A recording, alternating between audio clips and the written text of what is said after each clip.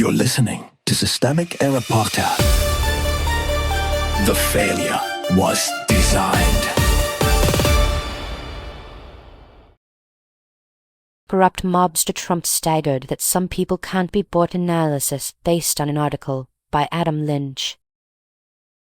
Trump's bribe diplomacy hit a harder reality: sovereignty. The setup, the source story revolves around a simple premise: Trump's team, through Jared Kushner and Steve Witkoff, reportedly tried to trade frozen Iranian funds and promised investment for Iran's compliance on the Strait of Hormuz and its nuclear program. The commentator's point is that Trump expected the offer to work because he assumes everyone is for sale. That is the wrong frame. What is being described is not clever deal-making. It is coercive bargaining dressed up as business instinct. Who actually held power? The United States held the power here, not because Trump is some strategic genius, but because the U.S. still controls sanctions, pressure, access to capital, military reach, and the diplomatic machinery used to offer or withhold relief. The offer only exists because American power can first inflict pain and then package partial relief as generosity. That matters. When a superpower presents extortion as negotiation,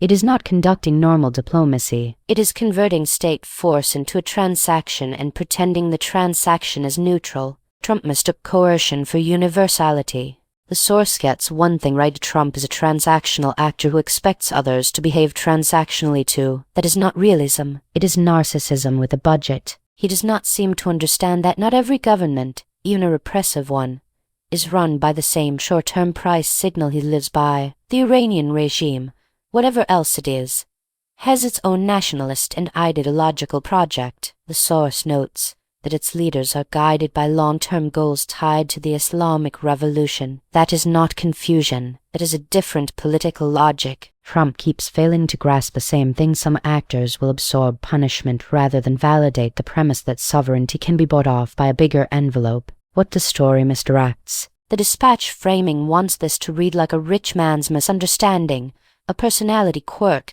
an amusing mismatch between Trump's deal-making and the world's complexity that softens the actual offense. The issue is not that Trump was baffled by unfamiliar psychology. The issue is that he tried to use U.S. power the way a racketeer uses leverage to pay up, submit, or suffer. When that fails, the problem is not just bad judgment. It exposes the fragility of a foreign policy built on humiliation, threats, and the delusion that every government is just a private mark waiting to be closed. The source also slips into a dangerous simplification when it treats America first as if it were merely muddled nationalism. In practice, it is chauvinism weaponized for personal vanity. Trump does not need a coherent ideology to abuse power. He needs only the belief that American domination should be reflexively accepted because it is American. The pattern beneath the deal. This is bigger than Iran. Trump repeatedly assumes that power works best when it is personalized,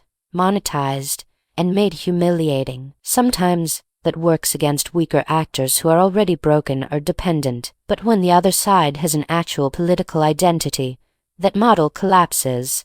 The larger pattern is this: Trump mistakes domination for legitimacy and bribery for consent. He treats institutions, alliances, and even war as if they were all variants of a private hustle. That is why he misreads resistance so often. He cannot imagine politics that is not reducible to a transaction. Conclusion. The lesson here is not that Trump met an unexpectedly stubborn adversary. The lesson is that a politics built on coercion and contempt eventually runs into people who would rather endure pressure than ratify the lie that everything has a purchase price. That is not a mystery. It is what happens when imperial vanity collides with actual sovereignty. You've been listening to Systemic Error. Thanks to Alternet for today's article. With the automated voice of Kristen, thanks for listening.